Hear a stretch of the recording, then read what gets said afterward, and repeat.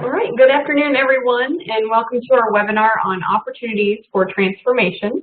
So what we're going to be focusing on today are community action agency anti-poverty practices. And there are lots of these great anti-poverty practices throughout the nationwide network. And a lot of these emerge through the Learning Community Resource Center as agencies are engaging in this learning and implementation process of these promising practices. And so we want to highlight just a few that have come out of the learning community over the past few years and just kind of let you know what is out there as far as these opportunities for transformation throughout our nationwide network. So I am Courtney Kohler. I am the Senior Associate with the Community Action Partnership on the Training and Technical Assistance team. I also work closely in the Learning Community Resource Center, and I'll be facilitating this webinar today. And we also have some presenters with us that will be sharing their agency local experiences.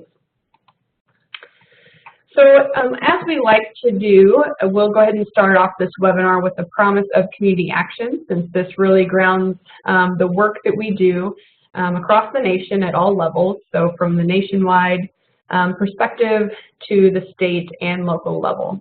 So you can say it there with me at your desk. So community action changes people's lives, embodies the spirit of hope, improves communities, and makes America a better place to live. We care about the entire community, and we are dedicated to helping people help themselves and each other. So just a little bit of background about the learning community and the purpose. The learning community began actually about 4 years ago. So we've been through 2 different cohorts of the learning community up to this point, and we just received another grant to continue to work for 3 years. So the purpose of the Learning Community Resource Center is really to analyze community action outcomes and identify effective, promising, and innovative practice models that alleviate the causes and conditions of poverty. So working really to go deeply into what is behind poverty, not just always working on the surface level. So the learning community serves kind of as a learning hub for the CSBG network, and LCRC, or the Learning Community Resource Center, supports agencies to identify, adapt, and implement innovative and evidence-informed strategies and services, so family-level services as well as community-level strategies. Also, LCRC supports agencies to maximize anti-poverty outcomes based on the Community Services Block Grant National Performance Indicators. So we're going to be having kind of a renewed focus on this connection between the learning communities and the National Performance Indicators as we move forward. So through the learning community, the community action agencies really build their capacity and therefore increase their impact, and they do this through capitalizing on peer knowledge and expertise.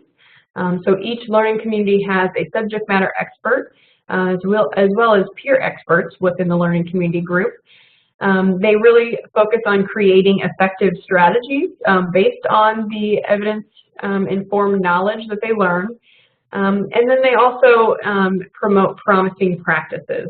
So these are shared throughout the network to let people know what works and what those best practices are. So here's just a listing of the learning communities we've had over the past 2 years. So we have had 2 different categories of learning communities. One was open learning communities, and these were health intersections, poverty trends, and decreasing family homelessness. So these were learning communities that were available to the nationwide network and really just kind of served as a national webinar series around these topics, engaging people over time. Then the closed learning community groups that we had were bundling services to improve outcomes, and we do have a presentation out of this learning community group today. Trauma-informed approaches to alleviating poverty. We have a presentation out of that one today as well. And financial empowerment. We have a presentation coming out of that learning community group today also. And then the other 2 closed groups that we have were results at the community level and the Rural Impact Project, which was kind of more of a community of practice that was also linked to the project through the White House Rural Council. So the closed learning community groups went through the process that you see here on your screen. First, they went through a formation process, so they got to know each other, built relationships throughout the learning community. Then they went through a knowledge building process to where they learned content on these effective promising practices, the evidence-informed models that are out there, and really learned from the subject matter experts on the topic.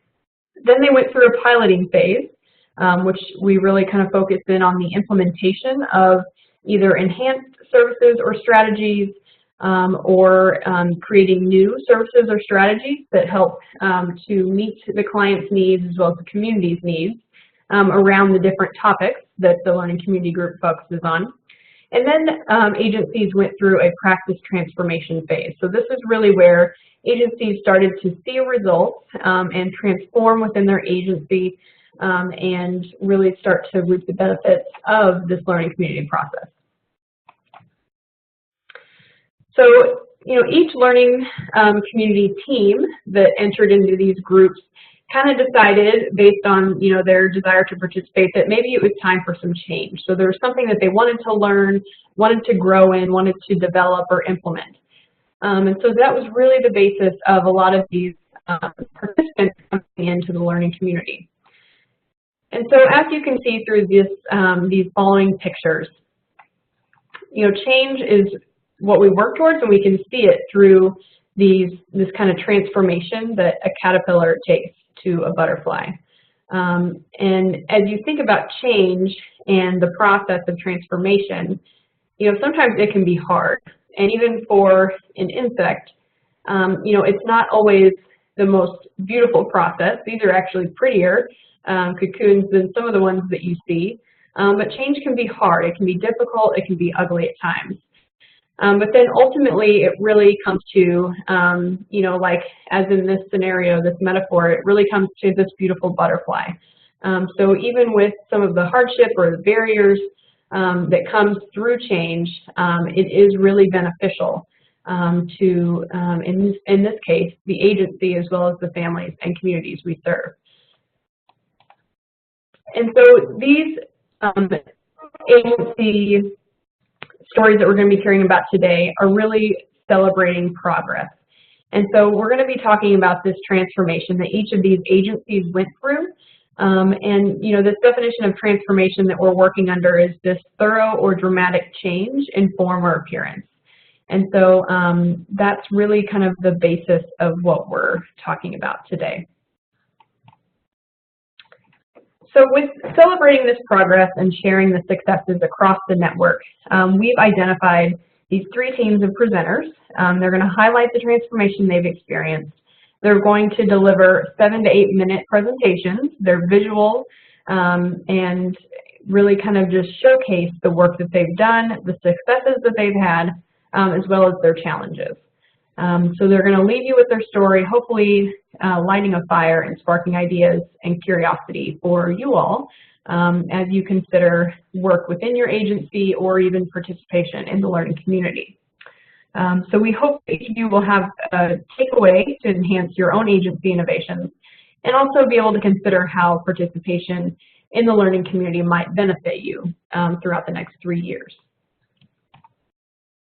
So today's presenters, first of all, from the Bundling Services to Improve Outcomes Learning Community Group, we have Enrichment Services program. They're out of Georgia, and we have Belva Dorsey with us today. Angel Walker was also on her team, but was not able to join us today. We also have out of the Financial Empowerment for Families group, we have Baltimore City Community Action Partnership out of Maryland, and Lori Cunningham was on that team, but we have Dinatra here today to present that agency story. Then we also have out of the Trauma-Informed Care Approaches to Alleviate Poverty group, we have West CAP out of Wisconsin, and that presenting that today will be Corin and Robin. So we appreciate these presenters being willing to share their stories today, and we'll go ahead and turn it over to them. So our first presenter is going to be Belva Dorsey. Thank you, Courtney. Good afternoon, everyone. I am excited to have this opportunity to share our journey with you. As Courtney mentioned, I'm Belva Dorsey. I'm the CEO for Enrichment Services Program, and our central office is located in Columbus, Georgia. We serve 9 counties, 8 counties in Georgia and 1 county in Alabama. And our core services can fall into 4 categories. So we provide education, employment training, stabilizing, and family strengthening services. And on an annual basis, we serve about 6,000 customers. Also, as Courtney mentioned, we participated in the bundling services to improve outcomes learning community. The name of our project or our process is an integrated service delivery approach. And so you'll notice on this slide we have a quote from Dr. Lee from the movie Drumline.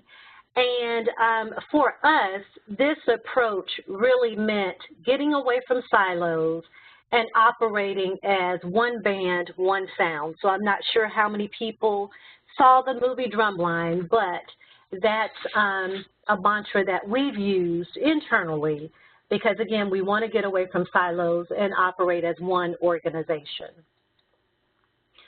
The reason we decided to join the learning community is because we wanted to learn more. We wanted to learn from the experts, and we also wanted to learn from our peers. And we wanted to gather information about the best services, the best combination of services to help our families become self-sufficient.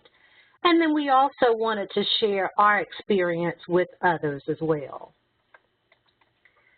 The reason we decided to join the community, another reason is because 21% of our population is in poverty. So that's what really motivated us to join. We feel like 21% of our population being in poverty is unacceptable. And so, again, we wanted to learn about some strategies to help us address that. One particular goal that we set, and it's actually a 3-year goal that we set, and that was to move 500 families toward self-sufficiency and 15 families to self-sufficiency. So that is one of the goals that we did set as we started out on this particular journey. Some of the action steps that we took included implementing a unified database. Before, we were utilizing 2 different databases, one for early childhood and one for community services. Another step that we took, we identified target families. We knew that if we're looking at 21% of our population being in poverty, which kind of equates to about 71,000 people, we couldn't serve all of them, or we really couldn't move all 71,000 toward or to self-sufficiency. So we had to decide who our target families would be. Now, we do operate, the Energy Assistance Program, and we partner with the food bank to distribute commodities. So through those programs, we continue to serve the entire community. But when we look at our integrated service delivery approach, which is a more comprehensive approach, we do have our target families, and those families include early childhood families and our employment training participants. And the reason why we identified them is because we're able to serve them for a longer period of time versus seeing them maybe one time a year or once a month. A third step that we took, we involved our staff. Our frontline staff are the ones actually working with our families, and so we needed to get their feedback to find out what was working and what wasn't working with the approach. The fourth step, we developed written procedures and guidance because we needed to ensure that there was consistency across the different counties and in the different locations, and also continuity. And so in this particular slide, you'll notice an infographic that we created so that we could ensure that staff understood the different steps that were that needed to take place with our integrated service delivery approach. I have to say that on our journey, we did encounter some resistance. We heard things like, those are our customers. And then we also heard comments, you know, from some staff who said, well, we're serving their families. And so that was some of the resistance that we encountered. And one of the things that we had to be reminded of is that with any change initiative, resistance is a normal part of the process. So one of the things that has shifted during our journey is that we are looking at our customers differently. So instead of looking at a customer as a department customer or a programs customer, we're looking at our customers as an ESP customer. So one of our ahas was, it is a journey, and it's a long road, but it is worth it. When we started out, we thought we were going to be able to complete this process in a short period of time, but we were wrong. And so going back to the picture of the butterfly that Courtney shared a few minutes ago, it is all worth it. Even when you start with the caterpillar and, going through that whole process, at the very end, it is worth it. Some things that have changed, again, we have a unified data system. We now have central intake, and we are also seeing an increase in collaboration between our case managers. And so I just want to share a little bit from one of our customers' stories. The customer we want to highlight today is Mosi King, and she really had a trying teenage years. Her teenage years were very trying. She grew up in a difficult home, according to her, and she would often say that anything that could go wrong actually went wrong. And so after she had her first child, she found that she was going to have to quit her job because she wasn't able to find child care. And so after staying home for a couple of years with her child, she decided to go back into the workforce, but found that child care was very expensive, and so she ended up losing her home, and then she wasn't able to take care of her household expenses. So one of her friends told her about our Head Start program. She was able to get her child enrolled, and during her time with Enrichment Services program, she received the integrated services, that comprehensive approach, and it did help her become self-sufficient.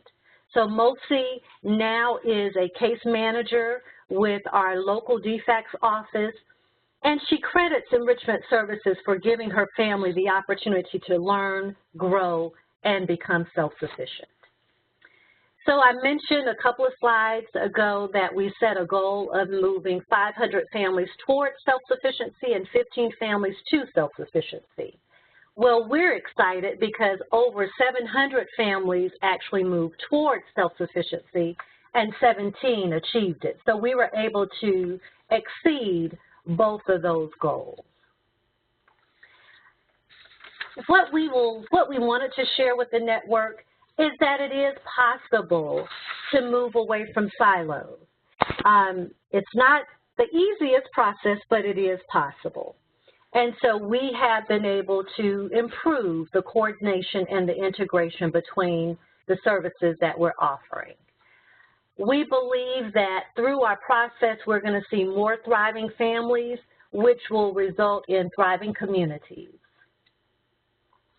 Our next steps include finalizing a bundling services report that will highlight those services, those combination of services that could lead to families becoming self-sufficient or even moving towards self-sufficiency. We're also refining our procedures. We also want to ensure that this approach is instilled in our culture. So once I leave the organization, we want to ensure that, again, this approach continues. And then we want to be able to capture information from our customers from our partners for our shared customers. So that is another next step that we have. And so as you consider bundled services or even an integrated service delivery approach, it made us think about this particular quote. One of our core values is hope. And so we want our customers to have hope in a brighter future. We want them to believe that in the future, that the future will be brighter. And so even for our peers, we want you to know that there is hope as you look at transforming your organization. And so this is a quote from Christopher Reed that just says, "Once you choose hope, anything's possible." Thank you.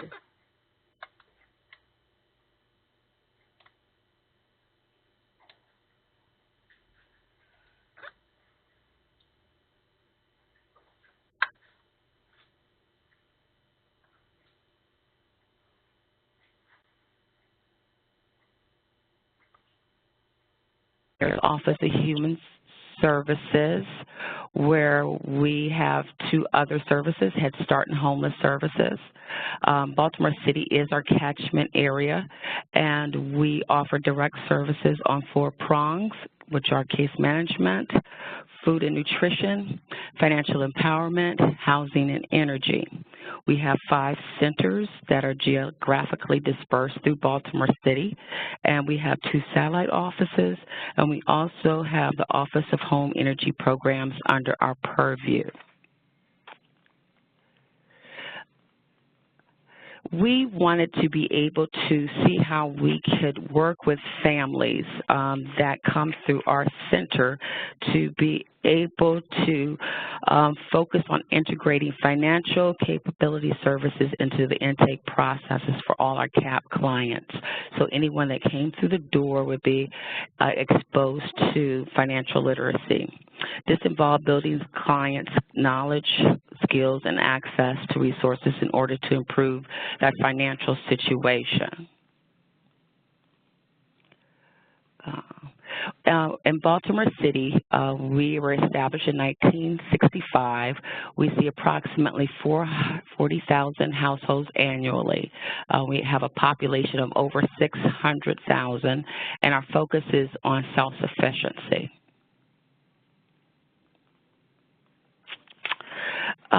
We have changed or evolved over the years. We have gone through a lot of rebranding and self-evaluation to be able to start looking at what we do and how we impact the 40,000 households that we see each year. We wanted to be able to do more than just provide a service. So that was one of the reasons why we wanted to join the learning community, just to learn from our peers, be able to create strategies that move us from outputs to outcomes, discuss outcomes that other agencies have been able to achieve through financial literacy and this process, and also identify measurement tools and share funding sources to help us to expand our capabilities and be able to build our services that we offer the clients that come through our doors.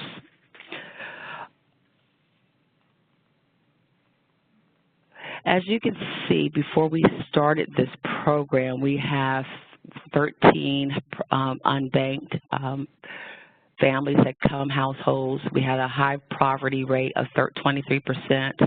Unemployment rate was 8.4%, and we had the median income of a little over $41,000 a year. 25% are underbanked, and all of our statistics are higher than the national average. So Baltimore City has a lot of poverty, and being able to address that was one of our primary concerns in moving people towards self-sufficiency, and to kind of see what that looked like besides just offering just services. So some of our goals were to have the Baltimore City Community Action Center service financial empowerment centers, have financial capability services to be a standard part of our case management services, and improve the quality and quantity of our financial literacy workshops.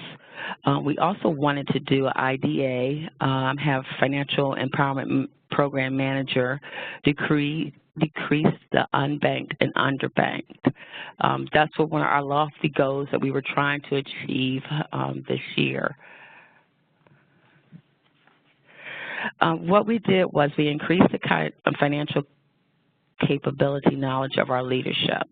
So our administrative staff went to the Institute for Financial Literacy Financial Education Conference.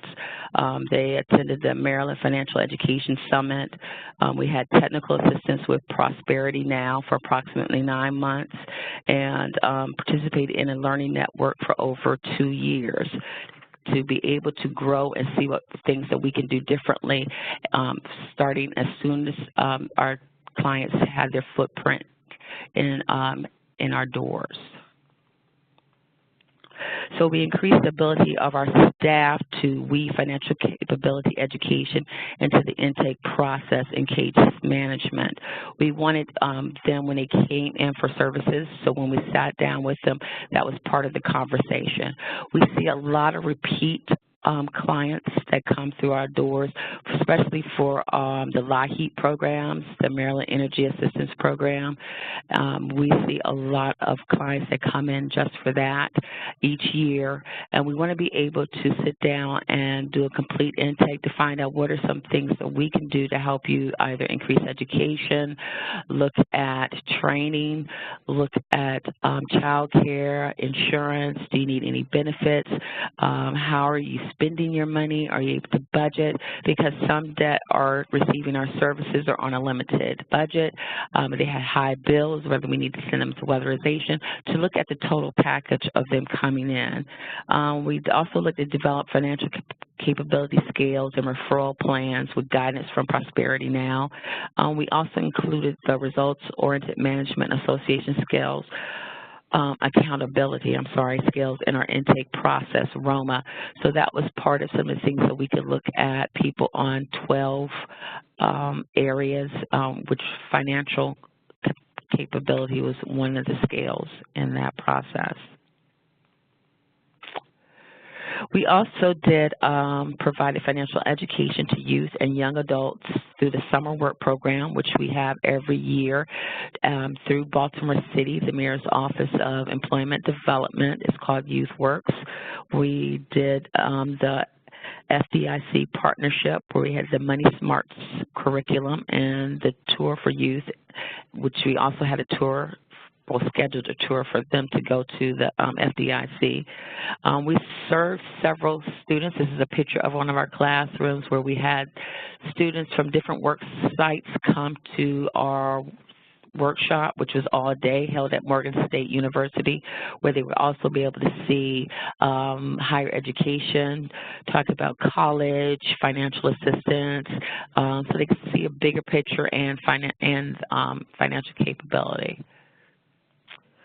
We had challenges, really trying to change the mindset of not just customers but staff, looking at in terms of the importance of being able to address all customers' needs instead of just kind of getting them in and getting them out kind of mentality that we were doing before.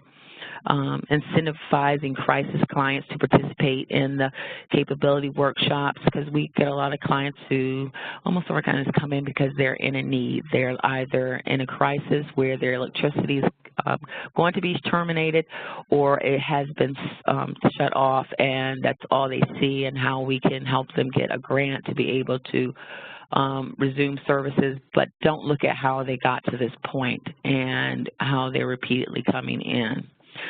We had scarce resources. The IDA budget was cut, so we weren't able to get that because we wanted to match funds for clients to be able to look at housing, to be able to put down payment for housing, looking at entrepreneurship, education, so we were going to match funds so that a client could save and with one of those goals in mind, but we did not get that grant. Getting staff to seamlessly weave conversation into the intake process, even when clients are experiencing a crisis, was very hard, kind of still is, of being able to slow the process down, help them take a step back, and to look at the total picture. The program focus, initially CAP intended to integrate financial capability services into one particular program, but realized that we had to look at it as operationally across the board to focus on the entire intake process and its efforts to ensure that all clients were able to benefit and not just the ones that came through one particular program. We found out that clients really face similar issues, even though they might have came in and it manifested itself differently, and having staff to realize that that even though clients come in for different reasons, if we sit down and talk to them, we find out they have some of the similar issues and how we can address that, and how we can look at programming and providing services to address those. What changed? We noted that now that the focus was financial capability for all clients, the intake process became more in-depth. It wasn't just filling out some forms, it was more conversational, and getting clients, even those experiencing crisis, to begin thinking about their financial needs and capabilities, which allows staff to become more easily start those conversations and being able to train them to talk about something that's private and as financial needs. Sometimes that's something people do not want to discuss, but having staff feel more comfortable with initiating that conversation. Despite the reasons for which the clients visited the centers, to be able to look at what the financial needs are, because sometimes those are the root of a lot of problems that our clients experience. Working with Prosperity Now helped us to create financial capability intake scale and referral plans. So we were able to fine-tune that and to, I know, to kind of add maybe to change the paperwork so that when you're sitting down, they have a guide to look at and specific questions, and to develop a resource book to be able to have resources for them to refer clients to help address any needs that happen. We formalized our memorandum of understandings with a lot of different partners so that we can have not just do the referrals, but find out what happens to our clients once they are referred. We incorporated the FDIC curriculum into case management along with our other financial workshops, and since we offer VITA year-round at our CAP centers, to be able to complement that with asset development and financial literacy. So when they're working with clients doing their income taxes, they kind of discuss what you can do with the refund, look at maybe even budgeting that refund, looking at asset development as far as the bonds, being able to get their money on a prepaid card with not any fees, so that they aren't using it to go in cash at these cash banks, and able to keep all of their money, and being able to offer free services, so they're not paying almost $100 and $120 on average for having their taxes completed, and use that money for other things. The community impacts, when we did the working with the youth, we were able to see over 1,000 youth come through that program and educate them on the FDIC and money management, increased cooperation with partners, and trained our staff on to be able to facilitate more workshops. Well, we were able to do more networking. We found that we had to be able to reach out to other bank financial institutions, other programs throughout the different communities, catchment areas where our centers are located. So we're able to incorporate. We cannot do this alone. So we're able to build those cooperations and those relationships. We have the ability to impact families. We wanted to also impact youth. So All of our CAPS clients receive the education no matter what you came into the center for. We were able to really start to kind of build our youth area programs so that we want to be able to start early, work more with the school systems to be able to provide this service is one of the things that we are doing more, and continue continuity of services through our referral programs. Our next steps include working with banking partners for grant opportunities, so increase our funding applications, do a FDIC tour and youth experience for 30 youth. Hopefully this will lead to possible employment opportunities and expand that partnership. Do economic empowerment series, workshops for professionals in the financial industry, to decrease the number of unbanked residents, look at debt management and housing stability. And lastly, what we really learned is that we can't do this alone, and we have to increase our networking and our partnerships. We have to be able to provide and work with others to opportunities and resources that we cannot, as a CAP agency, do by ourselves. So I'd like to thank everyone for this opportunity, and I will transfer it over to our next panelist.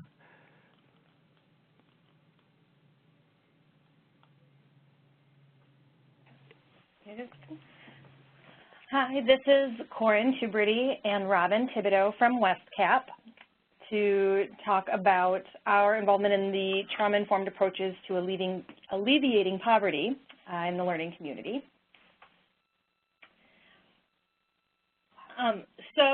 Sorry, I'm away from the phone. I'll get closer. So we joined the learning trauma-informed approaches to alleviating poverty because our service territory is very rural. We serve 7 counties in west central Wisconsin. Our largest city is only 16,000, and mental health services are few and far between, and we saw a need in especially our homeless prevention program to take a trauma-informed approach to serving our clients.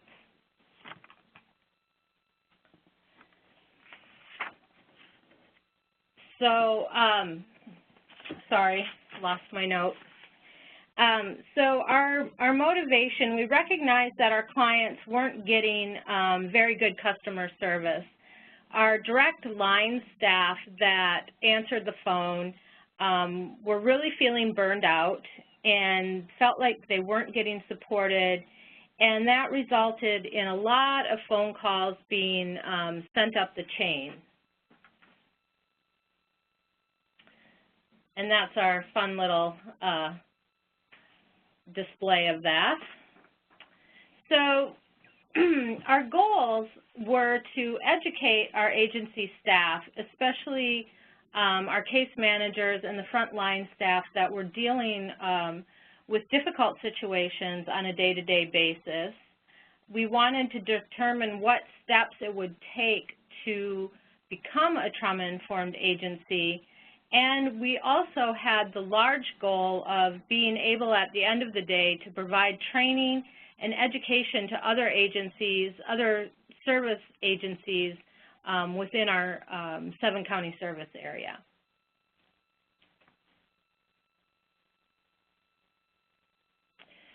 So our first step was training. Our initial team was 3 staff from West CAP, so Robin and myself and 1 other person. And in the kind of information building phase, we attended as many trainings as possible that we could on the topic of trauma-informed care. So that involved Trauma-Informed Care 101, Trauma-Informed Train the Trainer, going to speakers who talked about their first-person accounts of interacting with trauma-informed services. Basically, if we could find any type of trauma-informed training or speaker that was within driving distance or online, we were there.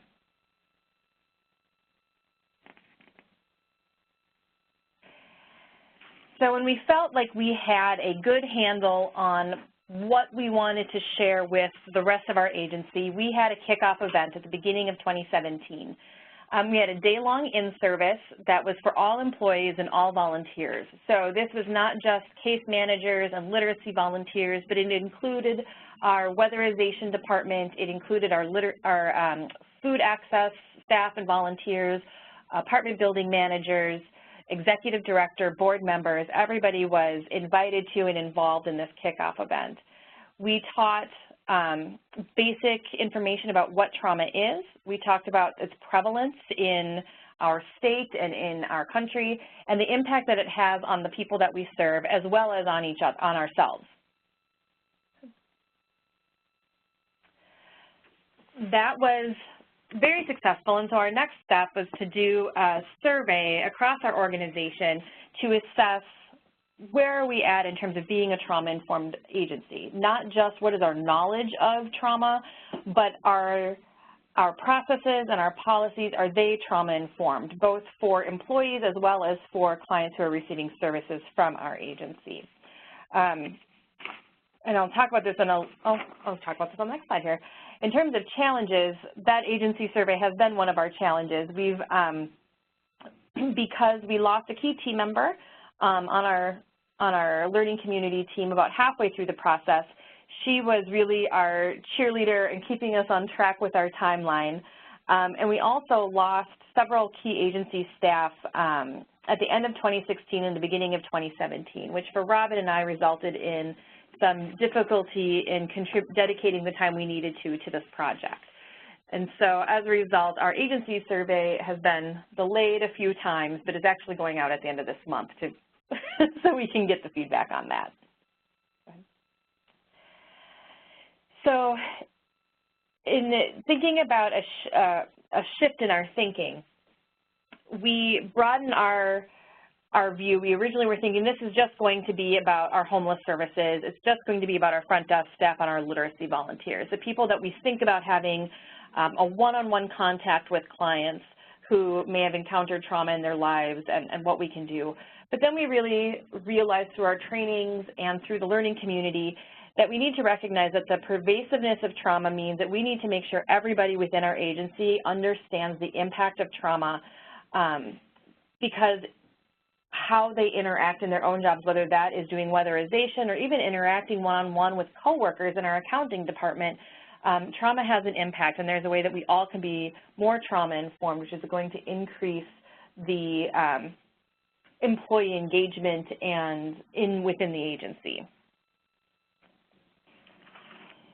We had several aha moments. A lot of them came during our all-staff in-service. So this is not just about our team, but really as an agency as a whole. We saw several people within the agency recognizing the impact of trauma on them personally, whether that is their own personal trauma, a family member, a friend, or neighbor, recognizing how maybe a client or somebody has interacted with them in the past, recognizing that that isn't so much about me as an employee, but something else that's going on for that person that may have something to do with trauma. And then recognizing, one of the staff's insight was recognizing that in order to address a child's trauma experience, we really need to address the parent's trauma. And so while we don't have any specific child-focused services at WestCap, we work pretty much with adults.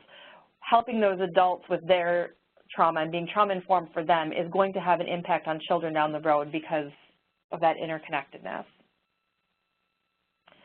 So some of the things that we saw change within our agency, we saw an increased knowledge of the impact of trauma and an increased awareness of the prevalence of trauma. We've also seen staff using those skills that they were learning to be trauma-informed. And as the message came from the top down that the organization as a whole was going to be changing its culture, some employees chose to leave the agency, recognizing that this was no longer a good fit for them. So to go back to the caterpillar and butterfly metaphor, if you have ever read up on what happens when a caterpillar changes into a butterfly, when it goes into its chrysalis or its cocoon, there's a whole chemical process that happens in there, and actually the caterpillar dissolves before it becomes a butterfly. It's kind of painful, it sounds like, if I were a butterfly. And I think that's still relevant because it's not just about going from something that's not so cute to something beautiful, but also recognizing that the change itself can be painful. And sometimes it requires everything that you know to dissolve and change in order to do something different and something wonderful, and that can replace it.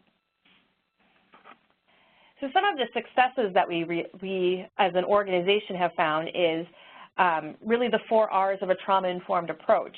We have, throughout our agency, realized the impact of trauma in our own community and in our personal lives. There's been an increased recognition of how trauma impacts our service users.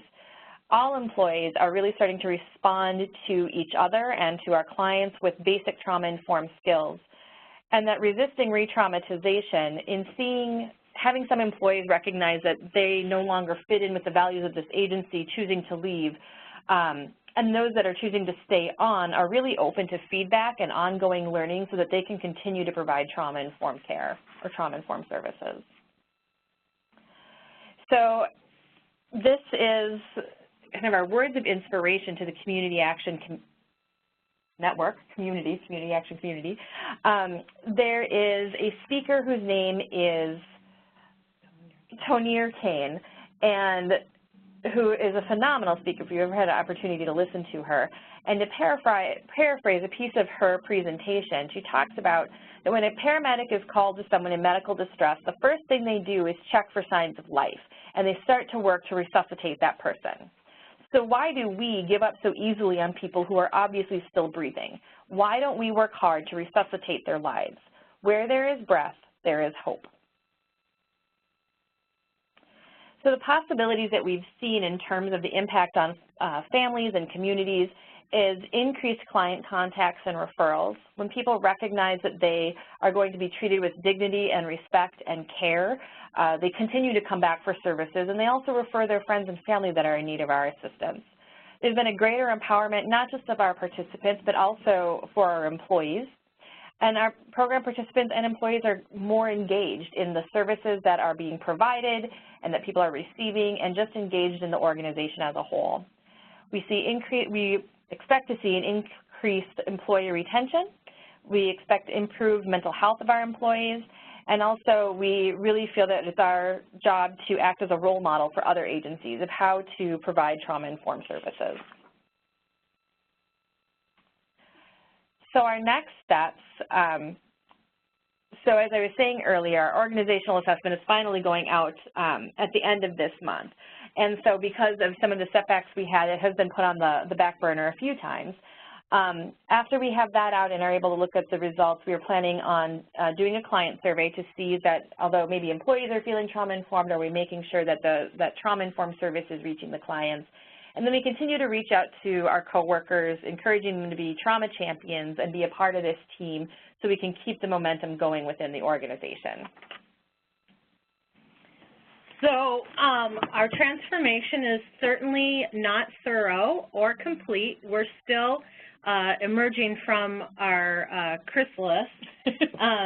But I had a great experience just a couple weeks ago with the frontline staff that sit at the front door of our main office. And so this gentleman, J.S., he came into the agency, and all he wanted was to use the phone to call because he had a psychiatric eval that was court-ordered, and he wasn't going to be able to make it, and he was very agitated and concerned because he didn't want to get in trouble. So in the past, our front desk staff would most likely have just told him that we don't have public phones that just anybody can walk in and use, because he wasn't a client of ours or anything like that. And but instead, they got a supervisor and, explained the situation and said, he needs to use the phone. So he was then able to use the phone to make the appointment and got his court appointment rescheduled. And even though that seems like a very small thing, it really spoke to me that we have turned the corner in how staff are viewing people, because this gentleman, he very certainly had mental health issues and was very agitated and even somewhat aggressive, but they were able to treat him with dignity and respect and find an answer to his problem versus sending him away to find a public phone elsewhere. So I was very proud of our front desk staff. And so our final thought, and the thing that I try to keep in front of all of our staff, is this great little poster that I saw at a training, and it was think before speaking. So is it true? Is it helpful? Is it inspiring? Is it necessary? And is it kind? So that is my closing thought.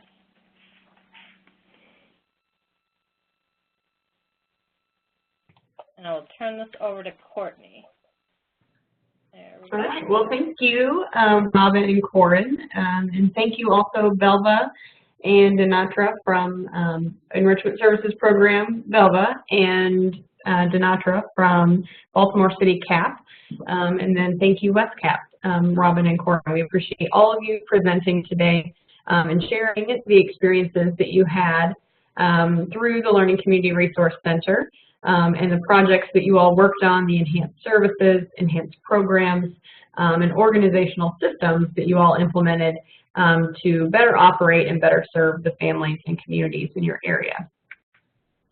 So for more information on this, on the learning community, as well as these anti-poverty practices, we do have a series going on right now, and this is kind of a piece of the series, kind of an outside piece of it.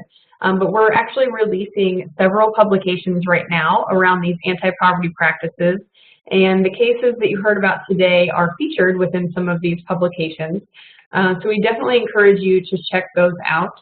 And you'll be able to find those on the Community Action Partnership website, so under Tools and Resources and our Publication and Toolkit Library. There's two that are available now, the Bundling Services to Improve Outcomes, 3 cases, and Enrichment Services program is featured in that one.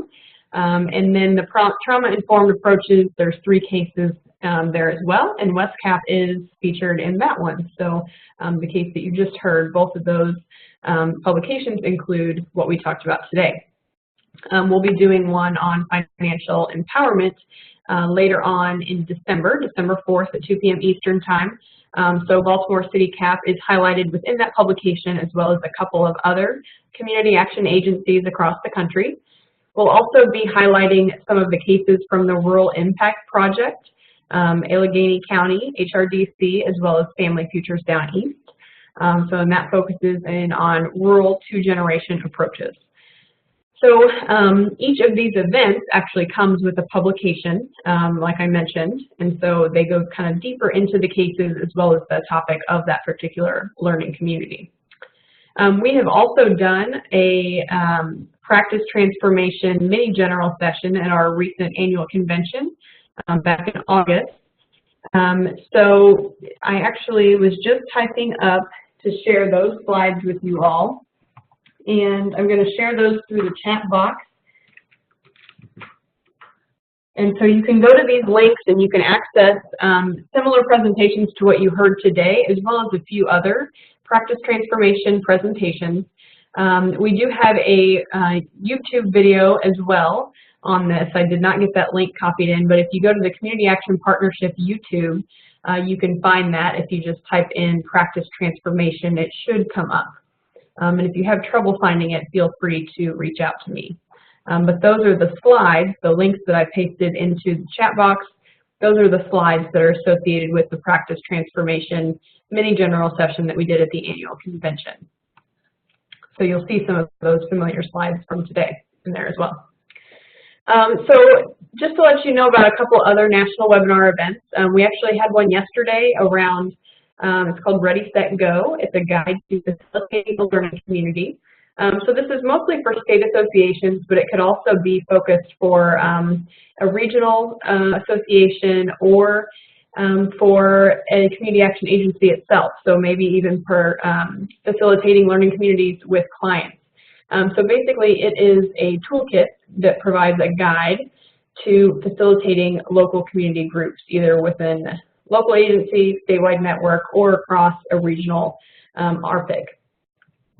Then we're also going to be having a webinar, especially for state CSBG offices, on November 27th, and that is limited to state CSBG offices only, but we are giving them a chance to learn about the learning community and how to support local agencies in that effort. Then we're going to be doing a few webinars around racial equity. So on November 29th, we're going to be doing a resource review because we've got lots of resources out there and just want to provide kind of an overview of why racial equity is important, as well as what resources we have available for the agency. And on December 6th, we're going to be talking about, we have Prosperity Now presenting on the road to zero wealth, so how racial wealth divide is hollowing out America's middle class. So that should be a really interesting webinar. Encourage you to check those out and share them with your colleagues. So all of these, I've talked about several different opportunities today, but all of them can be accessed through the Events tab of our website. So if you go to Events, it'll drop down a box, and then if you go to Webinars, and there you'll be able to find registration links for a lot of these different webinars I spoke about. You can also visit the Learning Community blog. It's lcrcweb.com, and actually those links I pasted into the chat box, those take you to the Learning Community blog where those practice transformation slides are posted. And so I encourage you to just sift through the blog and find other resources and follow the blog as well. Lastly, we have our CSBG TNTA Resource Center. There are several different features to this Resource Center. You can submit TNTA requests. There's a consultant bank if you're looking for consultants to come and train or work with you on certain issues. There's a discussion forum to ask questions of your peers. There's a giant resource bank with tons of resources that you can search through a keyword search. And then there's a shared calendar with events for our CSBG network. And this is in collaboration with NASCASP as well. So there's lots of connection to NASCASP resources and events. And just as we sign off today, just wanted to let you know that our LCRC team is available to answer questions at any time or give information about the learning community. So feel free to reach out to us. We also provide technical assistance. And so our contact information is here on this final slide. I'll leave it up for a bit as you all are logging off. But again, I am Courtney Kohler. I'm the Senior Associate with Training and Technical Assistance. And my email address is there. So if you have any questions as you get off this webinar today or want more information, feel free to reach out to me or anyone on our team, and we'll be happy to answer and assist you. So thank you all, and have a great day.